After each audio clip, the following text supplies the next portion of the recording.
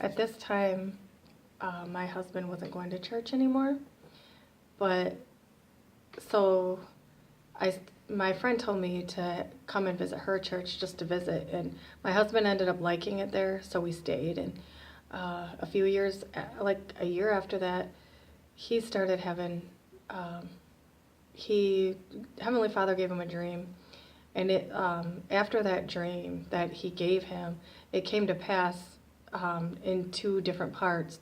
The first part happened that Wednesday, and then the second part that Sunday.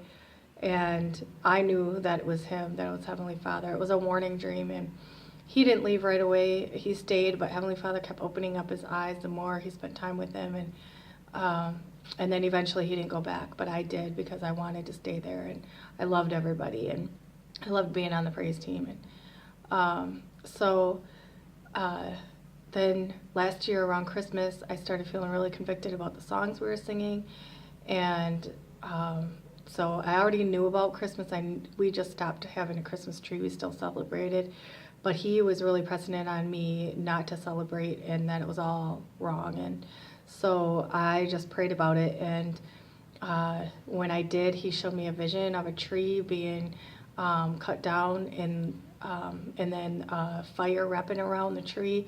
And while he showed me that, he said that that Christmas is not of him, and they think that they're worshiping him, but they are not, and in that they are worshiping idols, and that they worship him with their lips, but their hearts are far from him.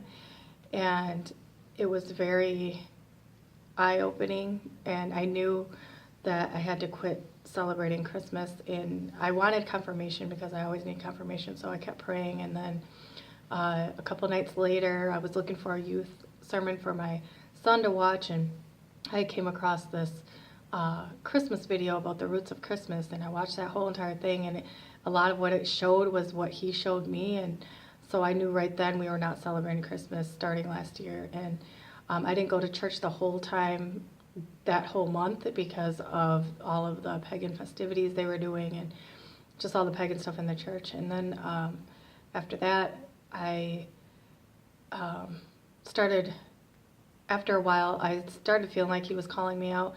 And so I looked up. I wanted to see if anybody was dealing with the same thing I was. So I looked up. All I put in was people being called out of the church just to see if there was anybody. And I found a whole bunch of videos, and I was surprised, and because I was just trying to see.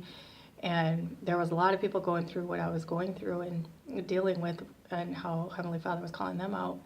And so then I just ended up, after a while, put it in the back of my head and just didn't leave because I wanted to stay. And then fast forward to summer.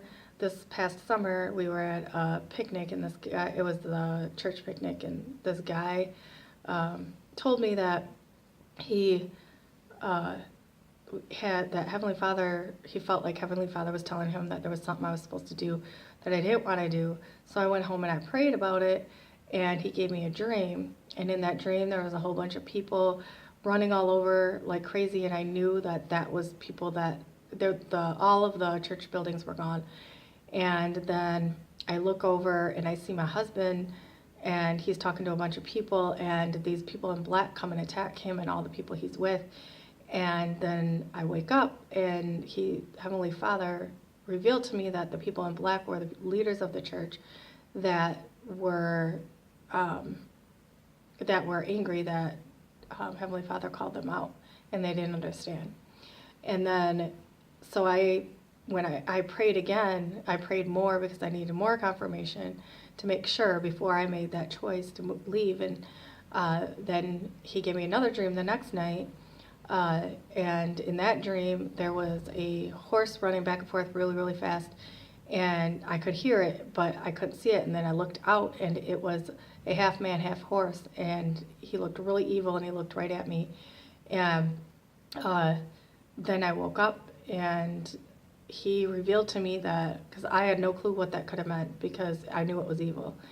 And so then he revealed to me that the part that was the man was the leaders of the church, and the back part was the beast, which is Satan, because he's behind the leaders in the church, which A lot of the leaders probably don't even know that, but that's what he spoke to me and revealed to me.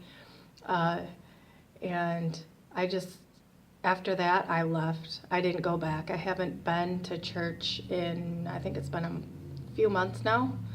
I haven't been there for a while. I've been just studying on my own and praying and spending time by myself. And I know that they say that you're not supposed to be all alone, which I do still fellowship with people. There's a couple of people that I'm still in contact with that from that church, and we still get together and pray and stuff.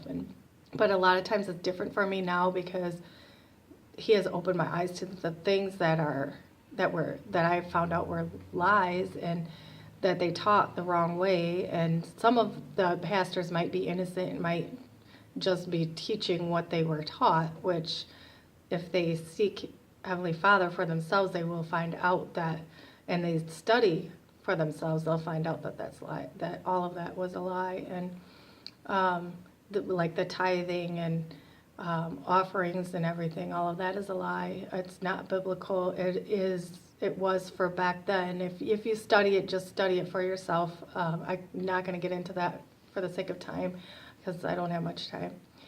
But so I'm going to end this video. I tried to make it really fast because it keeps shutting off on me. But just be encouraged, just pray. Ask Heavenly Father to lead you and read His Word, study for yourself. All right, shalom.